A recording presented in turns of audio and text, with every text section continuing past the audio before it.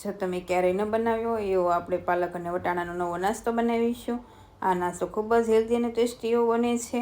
તો તેના માટે 1 કપ લીલા વટાણા, પાલક, સ્વાદ પ્રમાણે નમક એડ કરી ગેસની ફ્લેમ હાઈ રાખી 5 મિનિટ થવા દઈશું. સાથે મેં 1 કપ ચોખાને ઓવરનાઇટ પલાળી દીધા હતા. તેનું પાણી નિતારી મિક્સર જારમાં એડ કરીશું. જો જરૂર પડે તો આપણે થોડું પાણી એડ કરીશું અને તેને આપણે વાટી લઈશું. જો આ રીતે થોડી દરદરી રહે તો પણ ચાલે. સાથે વટાણા અને પાલક પણ બોઇલ થઈ ગયું છે તો તેનું પાણી નિતારી મિક્સર બાઉલમાં એડ કરી સાથે લીલા મરચાંના ટુકડા એડ કરી તેની પેસ્ટ બનાવીશું. હવે મિશ્રણ બનાવીશું. તેમાં પેસ્ટ એડ કરી તેમાં 1 સ્પૂન બેસન, 1 કપ લીલા ધાણા, ઝીણા કટ કરેલા કાંદા, ગાજરના ટુકડા, કોબીજ સાથે 1 ઇંચ આદુના ટુકડાને છીણીને લીધું છે. 1/2 સ્પૂન જીરું, 2 સ્પૂન તલ સાથે 1/2 સ્પૂન ચીલી ફ્લેક્સ, 1 સ્પૂન ધાણા જીરું પાવડર, સ્વાદ પ્રમાણે નમક એડ કરી સારી રીતે મિક્સ કરીશું.